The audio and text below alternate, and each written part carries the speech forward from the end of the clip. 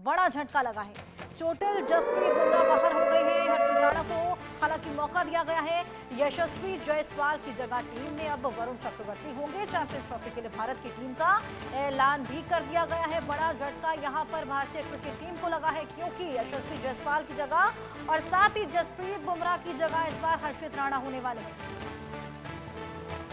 Champions trophy से पहले भारत को ये बड़ा झटका लगा है। टीम अनाउंस कर दी गई है। चोटिल है जसप्रीत बुमराह, जिनके चलते अब हर्षित यहां पर अपना परफॉर्मेंस दिखाने वाले हैं। केकेआर के लिए भी खेल चुके हैं। अब इनके कंधों पे बड़ी जिम्मेदारी है। यशस्वी जायसवाल की जगह वरुण चक्रवर्ती होने वाले हैं।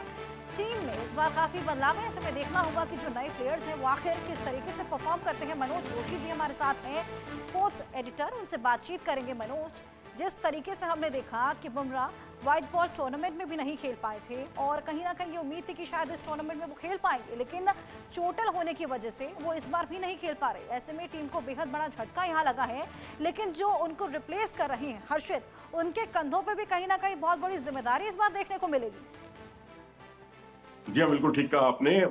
जसप्रीत बुमराह का ना खेलना वाकई एक झटका तो है ही, लेकिन दुनिया यहीं तक सीमित नहीं है। दुनिया चैंपियंस ट्रॉफी तक सीमित नहीं है। हम डब्ल्यूटीसी के फाइनल में पहुंचना अगले अगले सीजन में हमारा लक्ष्य है।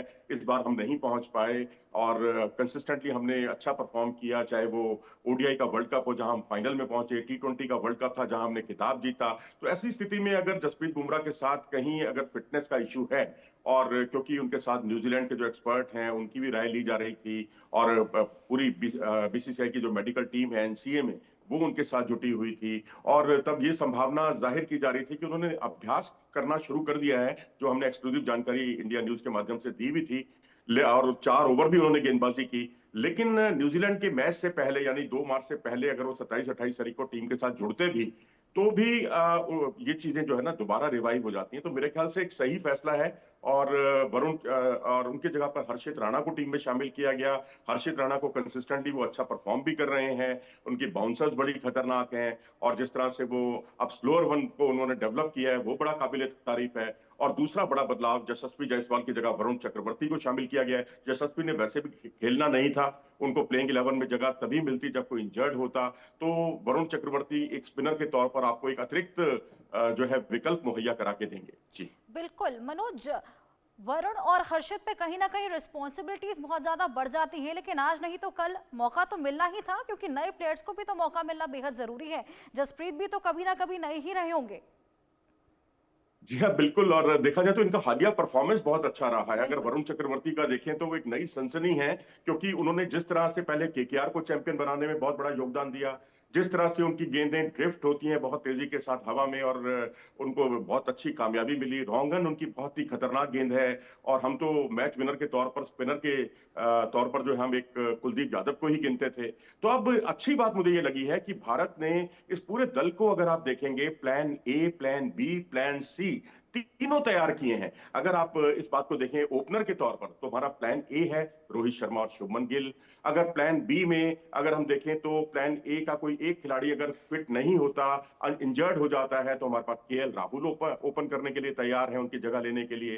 प्लान सी हमारा ये है कि यशस्वी जायसवाल को पूरी तरह से बाहर नहीं किया गया है, 15 के स्क्वाड से बाहर किया गया है। इन फॉर्म प्लेयर हैं और फिट, पूरी तरह से फिट खिलाड़ियों के लिए, हालांकि दुर्भाग्यपूर्ण जरूर रहा है उनके लिए कि एक इनफॉर्म प्लेयर को बाहर करना पड़ा, लेकिन उनको अभी ट्रैवलिंग, नॉन ट्रैवलिंग रिजर्व में रखा गया है। अगर कहीं जरूरत पड़ी तो हम प्लान सी को लेकर भी चल सकते हैं, उनको भी बुलाया जा सकता है। लेकिन ये स्थितियां तभी होंगी जब कोई रोहित या गिल में से कोई इंजर्ड होता है। रोहित शर्मा ने सेंचुरी बनाकर अपने इरादे जाहिर कर दिए हैं। शुभमन गिल का 58 का औसत, वनडे क्रिकेट उनका फेवरेट फॉर्मेट है। अब आप चलिए स्पिन बॉलिंग पे आते हैं। स्पिन बॉलिंग में हमारा प्लान ए जो है उसमें अक्षर पटेल हैं, रविंद्र जडेजा हैं, और साथ में तीसरे हमारे स्पिनर कुलदीप यादव हैं। प्लान बी में हमारे पास जो है वरुण चक्रवर्ती हैं। और प्लान सी में वरुण चक्रवर्ती जो कि आएंगे तो वो कुलदीप यादव की जगह आएंगे, क्योंकि बल्लेबाजी में गहराई के साथ भारत कोई समझौता नहीं करना चाहता।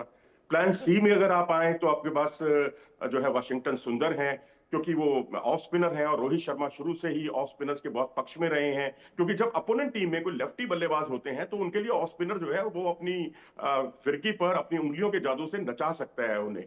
तो अब वहां पर आप क्योंकि न्यूजीलैंड की टीम में कई लेफ्ट हैंडेड बल्लेबाज हैं, डेविन कॉनवे हो, टॉम लाथम हो, रचिन रविंद्र अगर खेलते हैं तो वो भी लेफ्टी हैं, और मिचेल सेंटर भी बल्लेबाजी कर लेते हैं, वो भी लेफ्टी हैं। तो चार चार लेफ्टी बल्लेबाज अगर एक टीम बिल्कुल। में है तो उसके लिए ऑफ स्पिनर उसका एक हल होता है। तो ये हमारा प्लान सी का हिस्सा